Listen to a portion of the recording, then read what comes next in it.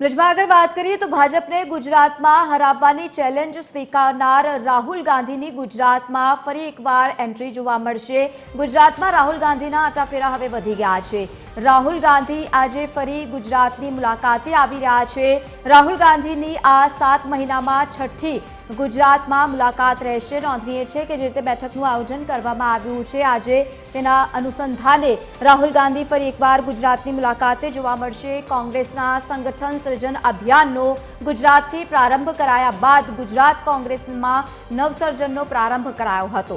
નવનિયુક્ત શહેર જિલ્લા પ્રમુખોની જૂનાગઢમાં એક પ્રેરણાધામમાં પ્રશિક્ષણ શિબિર ચાલી રહી છે અને આ શિબિરમાં રાહુલ ગાંધી હાજરી આપશે, જ્યાં તેઓ પક્ષના કાર્યકર્તાઓને માર્ગદર્શન પણ આપવાના છે। આ પ્રશિક્ષણ શિબિરમાં રાહુલ ગાંધી સાથે કેસી વેણુગોપાલ સહિત મુકુલ વાસનિક અને સાથે જ અજય માકન સહિતના કોંગ્રેસના વરિષ્ઠ અધિકારીઓ પણ જોડાશે। ઉલ્લેખનીય છે કે અગાઉ 12 સપ્ટેમ્બરના રોજ પણ રાહુલ ગાંધીએ જિલ્લા અને શહેર પ્રમુખોને માર્ગદર્શન આપ્યું હતું। કેશોદથી બાય રોડ જૂનાગઢ સુધી પ્રેરણાધામ ભવનાથની તળેટીમાં રાહુલજી પહોંચશે। 3 કલાક જેટલો સમય શિબિરાર્થીઓ સાથે જિલ્લા પ્રમુખશ્રીઓ સાથે રોકાવાના છે। આટલા દિવસની શિબિરમાં જે અલગ અલગ વિષયો પર ચર્ચા થઈ છે, જે અલગ અલગ વિષયોના નિષ્ણાતો દ્વારા પ્રશિક્ષણ આપવામાં આવ્યું છે, જે ગુજરાત માટે ગુજરાતીઓ માટેનું વિઝન અને રોડમેપ કોંગ્રેસ પાર્ટીનો છે, એના આખરી સ્વરૂપ આપવા માટે રાહુલજી જિલ્લા પ્રમુખશ્રીઓ સાથે ચર્ચા વિચારણા કરવાના છે। राहुल जी मीडिया के लिए 2 मिनट।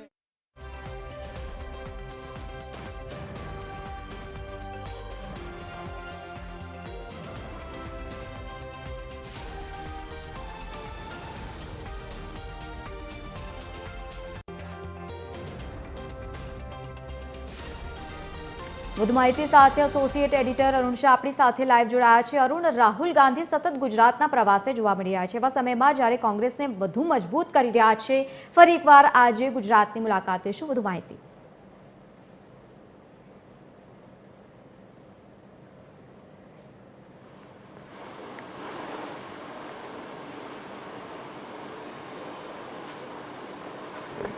અરુણ, આપને અવાજ આવી રહ્યો છે?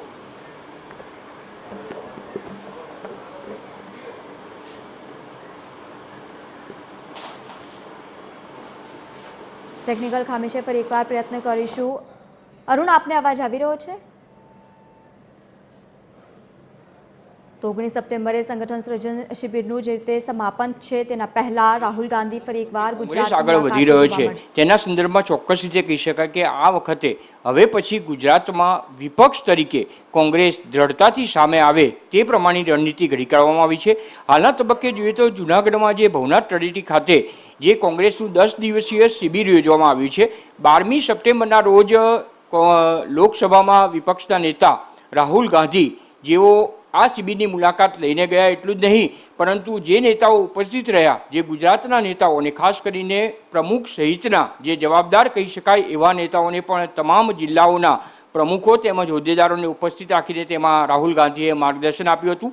હવે પછી કહી શકાય કે આજે જ્યારે તેઓ બીજી વાર આ જ શિબિરમાં હાજરી આપવાના ઉદ્દેશથી, કારણ કે આ ગુજરાત દ્વારા જે સંગઠનને મજબૂત કરવાના હેતુથી જે શિબિર યોજવામાં આવ્યું છે તેનું આવતીકાલે સમાપન થવાનું છે। તે પૂર્વે રાહુલ ગાંધી ફરી એકવાર ગુજરાતના પ્રવાસે છે। મહત્વપૂર્ણ રીતે આ જૂનાગઢમાં જે સંગઠન સૃજન શિબિર યોજવામાં આવ્યું છે, અભિયાન યોજવામાં આવ્યું છે, તેનો પ્રારંભ થઈ ગયો છે। ત્યારે હવે પછી તેમાં જે પણ ચર્ચા થઈ છે એ ચર્ચા વિચારણાના આધારે અંતિમ રોડમેપ તૈયાર કરવામાં આવશે।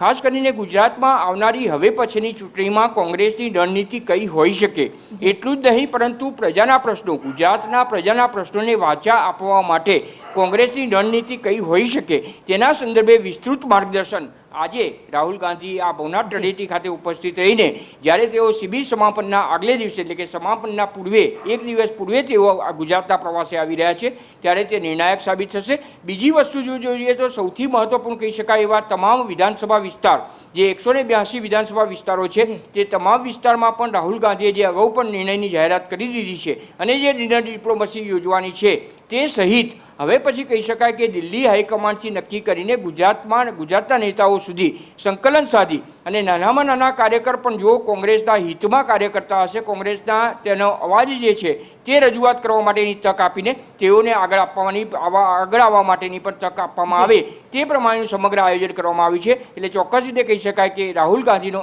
આ ગુજરાત પ્રવાસ છે આગામી રોડમેપ તૈયાર કરવા માટે તેમજ ભવિષ્યમાં ભાજપ સામે ઝૂમવા માટેની રણનીતિ તૈયાર કરવા સંદર્ભમાં નિર્ણાયક સાબિત થશે. બિલકુલ અરુણ, આભાર સમગ્ર માહિતી સાથે જોડાવા બદલ. તો ફરી એકવાર રાહુલ ગાંધી આજે ગુજરાતના પ્રવાસે છે. આ દરમિયાન તેઓ સંગઠન શિબિરમાં ઉપસ્થિત પણ રહેશે.